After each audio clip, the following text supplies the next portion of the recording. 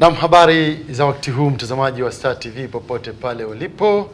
Karibu kama ilivyoada kwa sisi na michezo kutana katika kila mwisho wa juma kujuzana mambo mbalimbali yaliyojiri katika viwanja vya michezo. Katika Karibu Dimbani leo hii, awali ya yote ni kuombe radhi kwa kuchelewa kidogo kutokana na mwingiliano kidogo wa kipindi, lakini tutakwenda tu kama tulivyopanga. Basi hakuna shaka yote. Mimi Hilary Riami utakuwa nami hapa muda huu mpaka nitakapomaliza majira saa 8 kamili. Na studioni leo hii naye Baraka Kizuguto. Kisema tu Baraka Kizuguto unakuwa unaelewa ile nembo yake ni afisa habari wa shirikisho la soka nchini TFF. Ndio nitakuwa naye hapa studio leo hii. Na mada yetu tutakuwa tukizungumzia ushiriki wa Taifa Stars michuano ya kimataifa. Ambapo leo hii majira saa 10:30 tutakuwa kuna mpambano wa kirafiki wa kimataifa kati ya timu ya taifa Tanzania Taifa Stars dhidi ya Malawi The Flames katika uwanja wa CCM Kirumba Mwanza. Kwa hiyo tutakuwa tukizungumza haya na yale ushiriki, na bila shaka yote pamoja na hali ya mvua leo jijini Mwanza toka usiku, lakini haitaweza kuleta athari kubwa katika uwanja pale. Nadhani uwanja wenyewe ile drainage system yake iko vizuri, kwa hiyo hatuna shaka kabisa kuweza kuweka vizuri. Basi bila kupoteza wakati moja kwa moja, Baraka Kizuguto, karibu sana. Asante sana katika studio zetu leo hii. Nimefurahi sana maana tulikuwa tukaongea jana nikajua kwamba una vitu vya kuniambia. Karibu sana. Asante sana Liali, nashukuru sana. Wadau wa soka nchini wanataka kujua baadhi ya mambo mbalimbali. Lakini kubwa kabisa, Baraka, ushiriki wa timu ya taifa ya Tanzania. Leo tunacheza moja ya mechi pamoja kwa kirafiki kimataifa, lakini ni muhimu kwa sababu ya renki ile ya FIFA inatuweka vizuri. Nyinyi shirikisho sasa ndani mule mikakati hii ya timu, unawaambia nini wa Tanzania? Karibu Baraka. Asante sana. Napenda kwanza kuchukua fursa hii kushukuru Hilary kwa kunipa nafasi hii ya kuongea na Tanzania na kuelezea mikakati na mipango iliyopo ya shirikisho kwa ajili ya kujiandaa na michuano mbalimbali ya kimataifa.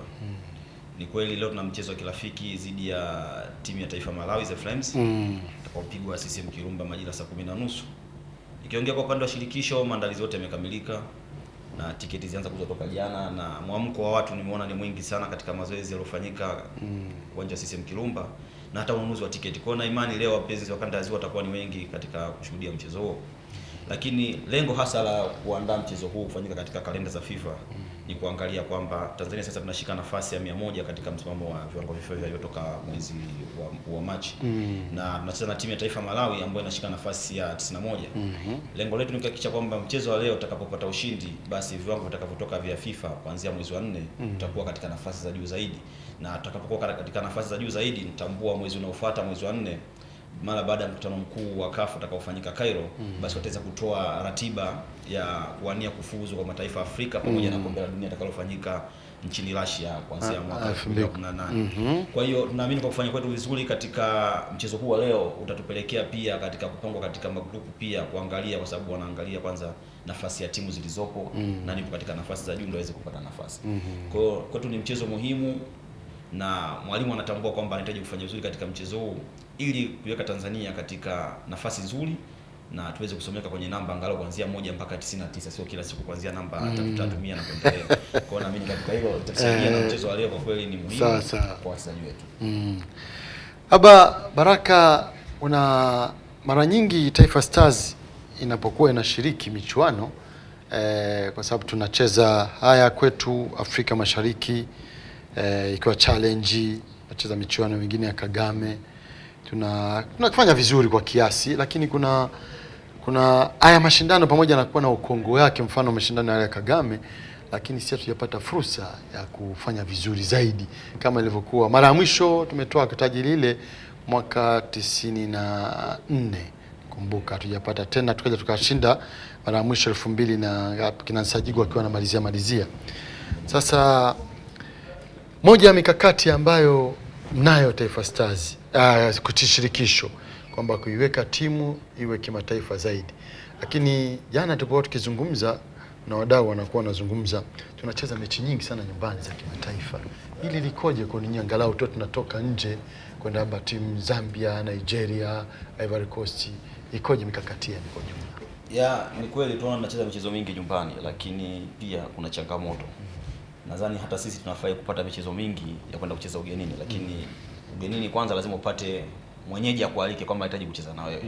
Lakini ukiangalia pia kulingana na viwango tulivyonavyo, unakuta timu ambazo ziko katika nafasi za juu pia wanahitaji kucheza na watu ambao wako katika madaraja yanayofuatana. Kwa hiyo unakuta kidogo pia inakuwa ni vigumu kupata timu ambazo zipo katika nafasi za juu kuweza kukubali na mtu ambaye kidogo nafasi yake inakuwa sio nzuri. Kwa hiyo tunaamini kwa kuanza tumesogea kutoka 114 tumesogea 104 mpaka tumefika 100. Naamini tutakapofika kwenye kuanzia hizi digiti za 90 na basi itakuwa ni rahisi, kwa sababu tutakuwa tunatofautiana sana na itakuwa ni rahisi. Lakini pia kama unavyotambua timu yetu tuna vijana wengi, na vijana wengi wanahitaji kupata uzoefu, na uzoefu unaanza kwa kucheza michezo nyumbani. Kwa watakapocheza nyumbani watapata kujiamini zaidi. Kwa hiyo hata inapofikia tunaenda kucheza michezo mingine kirafiki, tunatoka nje ya nchi, naamini pia wataendelea kufanya vizuri na tutakuwa tumewajenga kujiamini zaidi, na watakuwa hawana wasiwasi wote kucheza sehemu yote. Tunatarajia kucheza michuano ya CHAN, na mara ligi itakapomalizika Tanzania bara tarehe 9 mwezi wa 5, tarehe 18 timu itakwenda kama mwalikwa Taifa Stars kwenda kule nchini Afrika Kusini, michuano ile ya COSAFA. Hii ikoje? Maana yake ndio itakuwa moja ya nafasi vile vile, kwa sababu tutakuwa tunakutana timu zile ambazo zenye uwezo mkubwa kama Afrika Kusini, Zimbabwe na wengineo. Sasa shirikisho limejipangaje sasa kwenye hii? Ya, niseme kwanza tunashukuru kwa shirikisho, baraza la vyama vya soka vya kusini mwa Afrika COSAFA kwa kuweza kuitambua Tanzania na kuipa nafasi ya kushiriki michuano hiyo. Sisi kama shirikisho tumeshukuru kwanza kwa kupata mwaliko huo. Kama tunavyoona ratiba inaonyesha kwamba mashindano yataanza tarehe 18 na hatua ya finali itakuwa ni mwisho wa mwezi tarehe 31 mwezi wa Mei. Na kama ligi yetu ilivyo inategemea kuisha tarehe 9. Kwa tunaamini mwalimu atakuwa na wiki moja kuandaa vijana wake kabla ya safari ya kuelekea nchini Afrika Kusini kwa ajili ya michuano hiyo. Na kwa kuwa sisi Tanzania ni walikuwa tumeanzia katika hatua ya makundi, ambayo makundi hayo yataanza tarehe 18. Ukiangalia kundi letu tuna timu ya Swaziland, timu ya Lesotho na tuna timu ya Madagascar. Kwa hiyo ukiangalia katika kundi hilo, mshindi wa kundi hilo mmoja ndio atakayeweza kuingia katika hatua ya robo finali. Sasa kwa jinsi walivyofanya mgawanyo wa kupanga makundi hayo na mpaka kuingia robo finali zimeingia timu ambazo ziko katika nafasi ya juu katika viwango vya soka barani Afrika. Kwa sisi Tanzania tumeanzia chini kwa sababu kutokana na nafasi yetu. Ukiangalia wenzetu walikuwa Ghana pia wenyewe wanaingia katika hatua ya robo finali. Kwa hiyo ni nafasi nzuri kwetu kucheza michezo mitatu ya kimataifa, na tukifanikiwa kuingia katika hatua ya robo finali, naamini mwalimu atakuwa amekiandaa vizuri kikosi chake na wachezaji watakuwa wameshacheza michezo mingi. Naamini tuna nafasi nzuri ya kufanya vizuri zaidi katika michuano hiyo. Na lengo sio kushiriki, lengo ni kushindana, na ni nafasi kwa vijana kama unapotambua Afrika Kusini wenzetu wako mbele zaidi kuhusika katika mpira. Kwa hiyo ni nafasi yao pia ya kufahamika na kuweza kujulikana, na ikiwezekana pia ni nafasi ya kutoka kuweza kwenda kucheza soka katika nchi mbalimbali kwa kupitia michuano hiyo ambayo ni maarufu sana Afrika na inakuwa inakirushwa moja kwa moja na vituo vya televisheni vya nchini Afrika Kusini.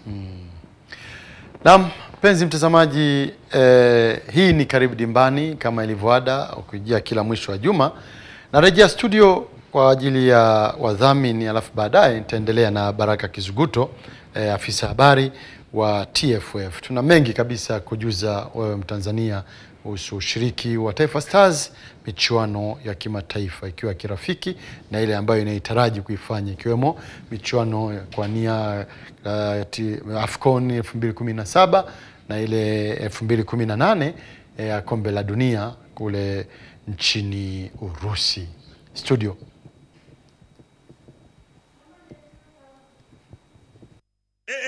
Iwebojo. Je, milioni bado nipo. Hivi, umeshashinda miera yangu?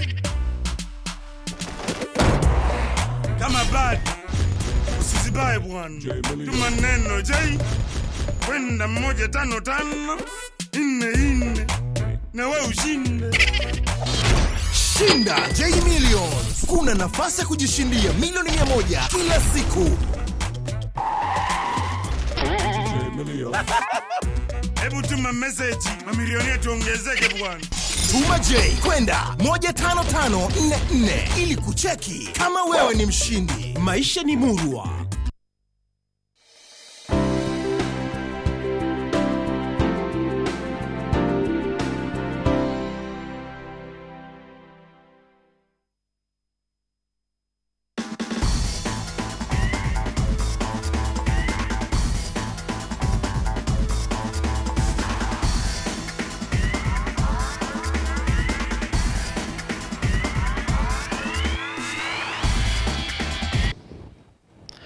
Naam, barabara kabisa. Baada ya ujumbe huo wa dhamini wetu, tunasonga mbele na karibu dimbani.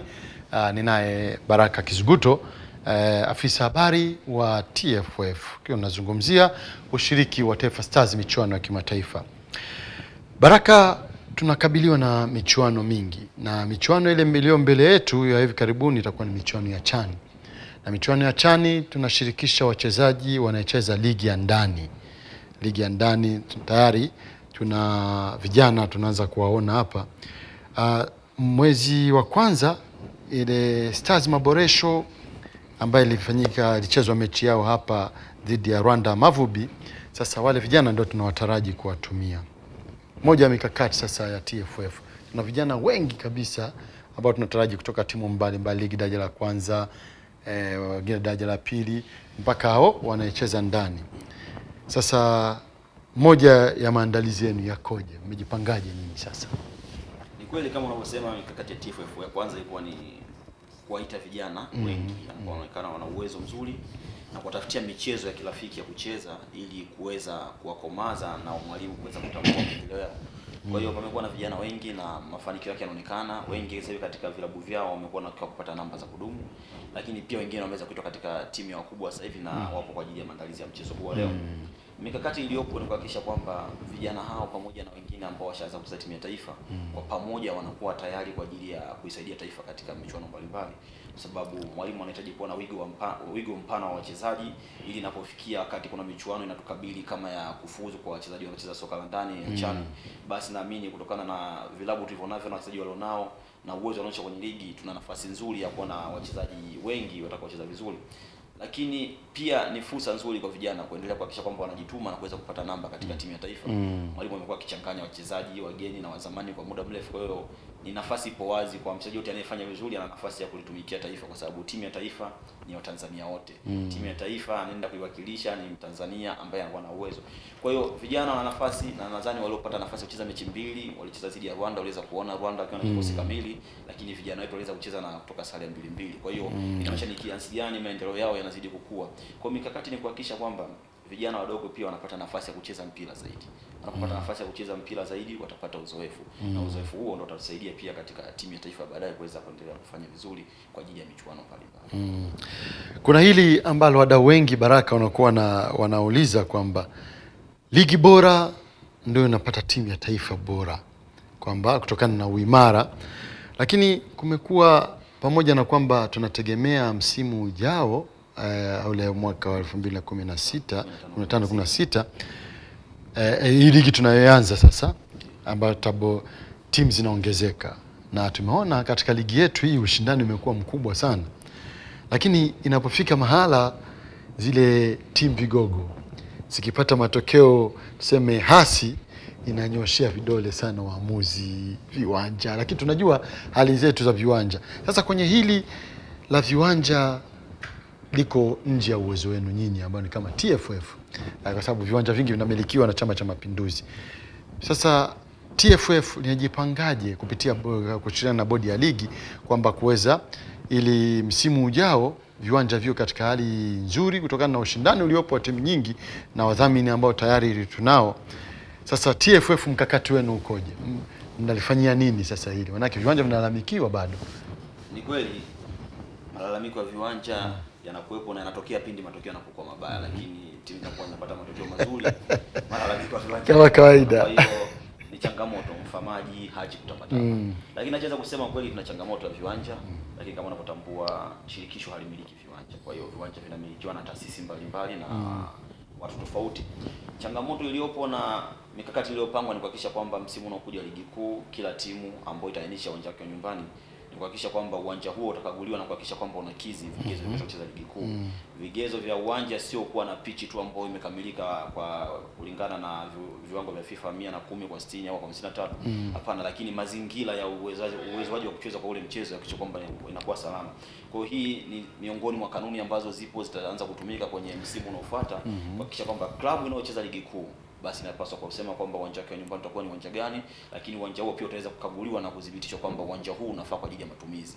Kwa hiyo hapata kuwa na tofauti kubwa sana na mapungufu yatakao kuwepo, naamini itabidi afanywe kazi kabla ya kuanza kwa ligi. Nadhani umeweza kuwa shahidi, kuna viwanja viweza kusimamishwa kwanza ukiwepo Mkokwani Tanga na Mbeya Sokoine, vikafanywa mabadiliko na marekebisho, baada pale wakaweza kuruhusiwa kuweza kuendelea kucheza katika viwanja hivyo. Kwa hiyo timu zote, hata timu zilizopanda, tutakuwa na ligi ya timu 16. Naamini kila timu itaweza kuainisha uwanja wake wa nyumbani. Kwa hiyo itapaswa kuhakikisha kwamba timu inaongea na mmiliki wa uwanja, wanaweza kufanya marekebisho ya uwanja na kuboresha, ili kuhakikisha kwamba basi timu zinazoenda kucheza pale, wageni wanaenda kucheza katika uwanja huo wa nyumbani, basi pia waweze kuona kwamba hakuna tofauti na viwanja vingine ambavyo wametoka wao kwa ajili ya hilo. Lakini la pili la kuongezea, pia tutakuwa na timu 16. Hii pia itachangia. Pamekuwa na malalamiko kwamba wachezaji wetu wanacheza michezo michache. Sawa sawa. Ligi na timu 14, mchezaji akicheza msimu mzima wa ligi anacheza mechi 26. Sasa ukiangalia, ukijumlisha kama ana mechi za kimataifa kwa msimu, amecheza mechi nyingi, 32, 35. Kwa hiyo tuna changamoto.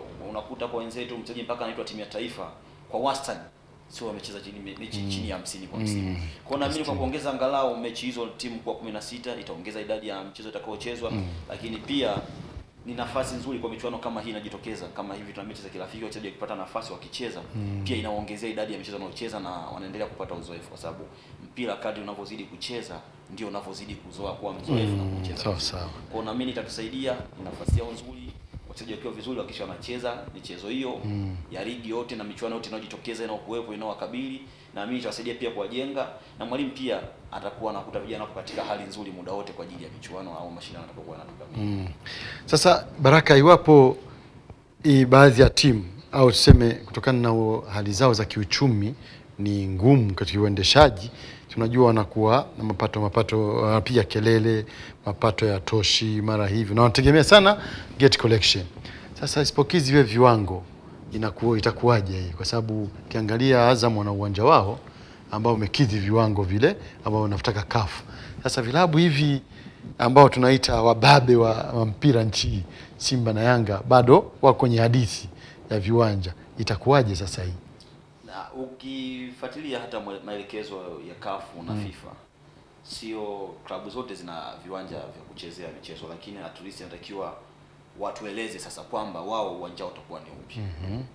Maelekezo yanayokuja ni kwamba itapaswa, kama wewe upo Dar es Salaam hauna uwanja, basi itabidi wewe uongee na uwanja wa taifa kwamba mimi nitatumia uwanja huu. Kwa hiyo itakuwa ni makubaliano kati ya klabu na wamiliki wa uwanja. Kwa hiyo kazi yetu si shirikisho ni kujua kwamba timu A itatumia uwanja B kwa ajili ya michezo yake.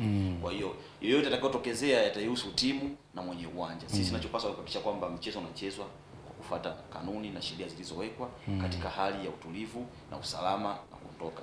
Kwa hiyo changamoto iliyopo ya kwanza, msimu utakaofuata itabidi kwamba kila klabu itakayocheza ligi kuu lazima iainishe uwanja wake wa mazoezi, mahali ilipo, na pia uwanja wake wa mechi. Kwa hiyo yote shirikisho litakuwa na nafasi ya kujua kwamba timu A tukitaka kujua inafanya mazoezi wapi, basi inapatikana sehemu fulani. Itakuwa ni makubaliano kati ya klabu na wamiliki wa uwanja, au kama klabu ina uwanja wake itainisha uwanja wake. Baadhi ya vilabu ya ligi kuu yenye uwanja, nadhani tuna Mtibwa Sugar na Manungu, na tuna Azamu ambao wameukamilisha uwanja wao. Kwa hiyo hao wengine watapaswa kuainisha kwamba viwanja vya mazoezi vya msimu ujao vitakuwa ni viwanja fulani na viwanja vya mechi vitakuwa ni viwanja fulani. Kwa hiyo kwa viwanja vya michezo kwa ajili ya michuano na mashindano, shirikisho lazima itabidi lifike na kujilizisha na mazingira ya uwanja na miundombinu iliyopo na kuweza kudhibitisha kwamba basi uwanja huu unafaa kwa ajili ya michuano ya ligi kuu Tanzania bara.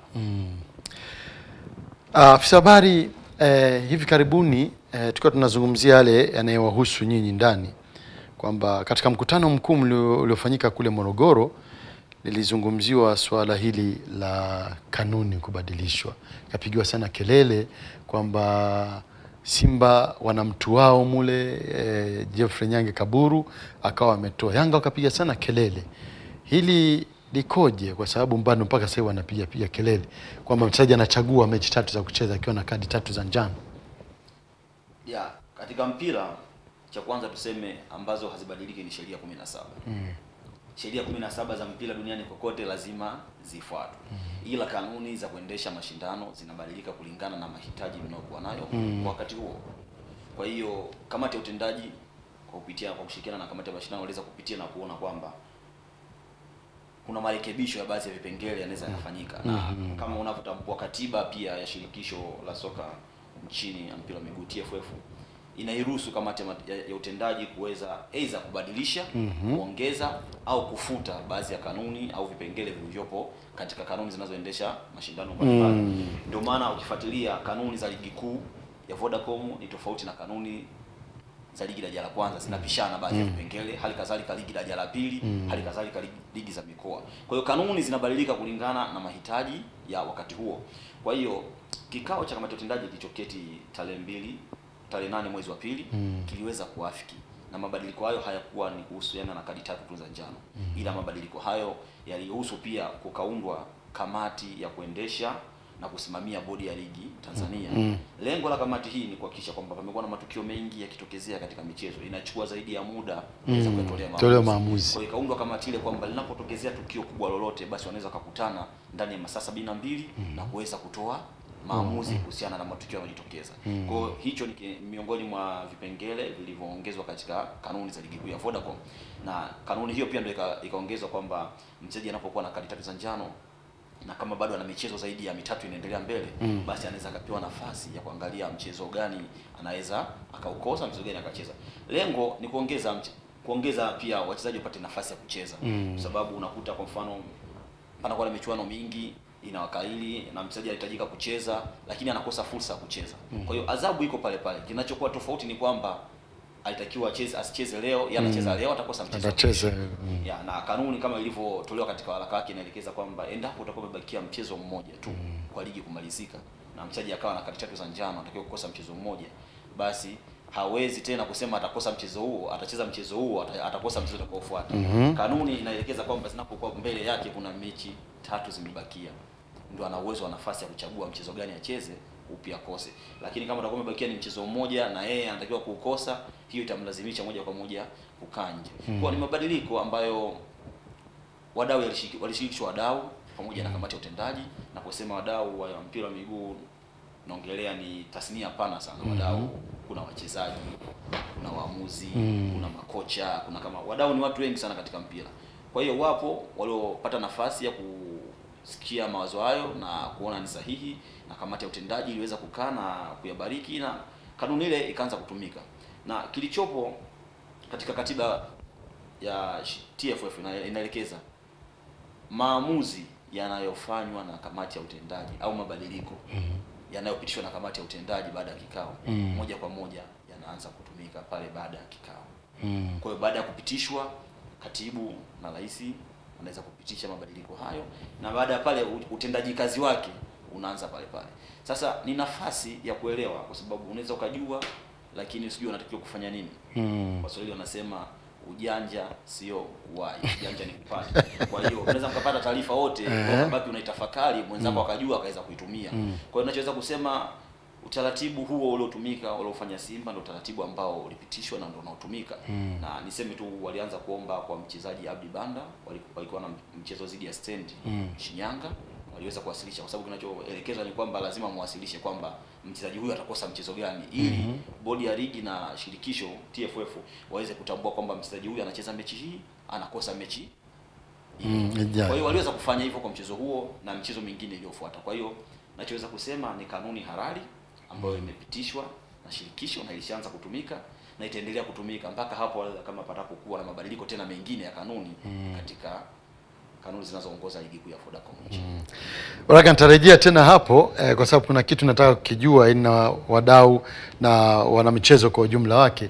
Narejea tena studio kwa tangazo dhamini hapa, alafu baadaye tarudi hapo hapo tena kwenye hizo kanuni ambazo Yanga Afrika walipiga sana kelele, kwa wanasema wajarizika na kile kitu. Kwa hiyo msemaji yuko hapa, tutaweza kupata ule ufanuzi wa kina. Ndio fursa zenyewe hizi. Studio. Iwebojo J Million bado nipo. Hivi umeshashinda miera yangu?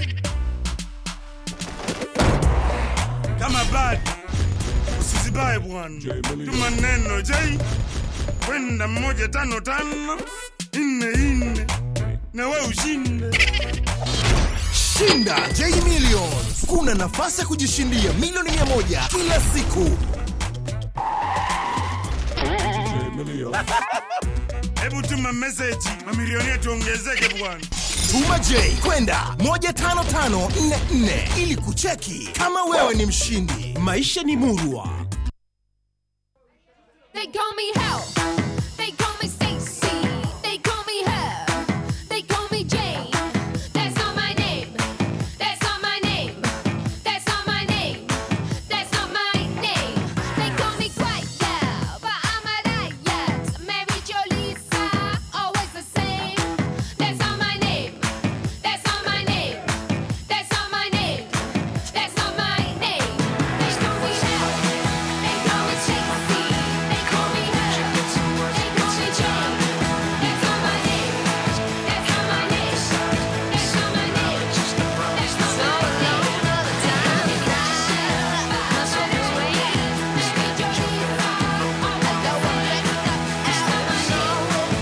not my name. Tafuta Coca-Cola yenye jina lako au la yule umpendaye katika duka lililopo karibu nawe na usambaze upendo kwa ndugu, jamaa na marafiki.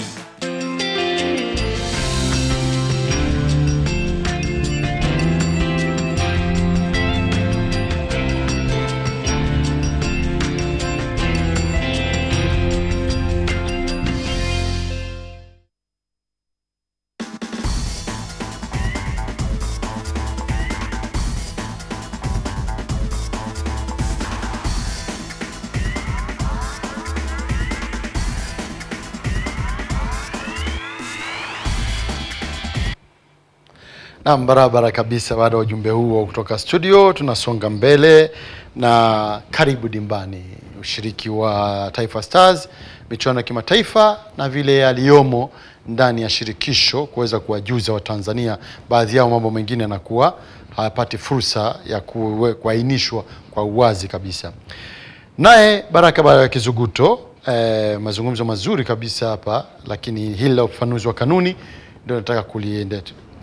Baraka, Young Africa wao ndo walikuwa wamesema kidete, wamepiga kelele sana kwamba ulikuwa ni upendeleo, mawasiliano duni. Wao hawakuwa na taarifa na baadhi ya vilabu, na wakasema watakwenda mbali zaidi, watakwenda FIFA, wengine kwamba ni kitu ambacho hakiwezekani, ligi ya ndani tu nakwenda FIFA. Ni vitu vingi. Wakataka Simba wapoko pointi dhidi ya Prisons ya Mbeya, na vile vile wakataka pointi zingine tena zichole dhidi ya timu ya JKT Ruvu, kitu kama hicho. Sasa Stand United, kwa nini wao tu? Nadhani ni swali ambalo sio mimi tu, sio wewe unaniuliza, hata mwingine anajiuliza kwa nini ni wao. Ligi ina timu 14 na kanuni ziko wazi. Panapokuwa na jambo lolote katika mchezo, una nafasi ya kukata rufaa ndani ya masaa 24. Kwa hiyo ukianza na mchezo wa Stendi, hapakuwa na hicho kitu. Halikadhalika mchezo dhidi ya Prison, hapakuwa na hicho kitu.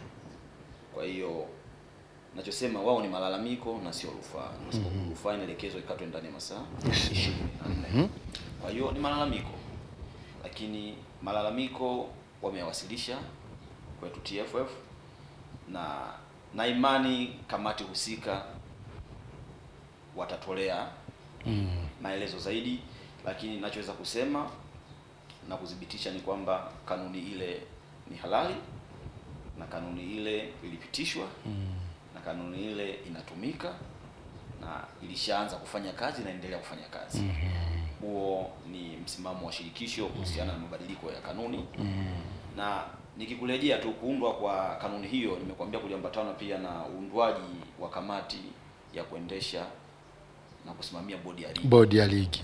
Kamati hiyo ndio imeweza kutoa adhabu kwa wachezaji wakiwemo kina Agley Morris ambao washatumikia adhabu kukosa michezo 3. Juma Nyoso ambaye anamalizia adhabu kutumikia michezo 9. George Asei alikosa michezo 3. Kwa hiyo wachezaji hao wote walipewa adhabu hizo na kamati ambayo imetokana na mabadiliko hayo ya kanuni. Sasa hata kama ni mweleo unaweza ukajiuliza kwa mabadiliko hayo ya kanuni ni kwa upande mmoja tu ya kadi 3 za njano inaonekana sio halali, lakini kwa kutoa adhabu kwa wachezaji wengine ni kwa halali. Kwa hiyo ni swali ambalo unaweza kuona kwamba limesimamia wapi. Unaweza kusema ni halali, na ndio maana wachezaji hao waliopata adhabu hizo wameweza kutumikia adhabu hizo kwa kutambua kwamba chombo kilichopo kimeweza kukaa na kupitia kulingana na mabadiliko ya kanuni na kuweza kuwapa adhabu hizo kulingana na makosa waliofanya katika michezo ya ligi kuu. Hili la ushirikina kwa vilabu vingi vimekuwa sasa vinafanya wazi wazi.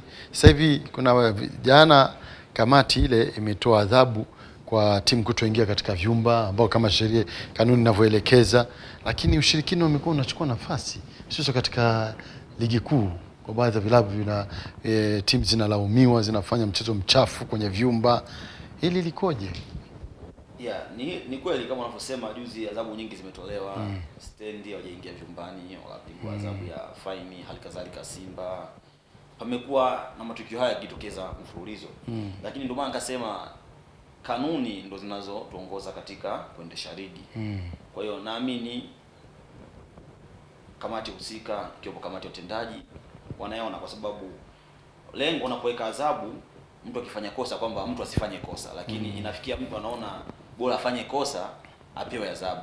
Kwa nadhani cha kwanza ni uelewa wa viongozi wa timu pamoja na wachezaji na benchi la ufundi.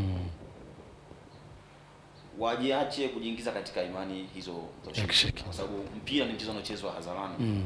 Kama una kumbukumbu, Kongo alienda World Cup chini Urusi na kipigo cha mabao mengi sana kwa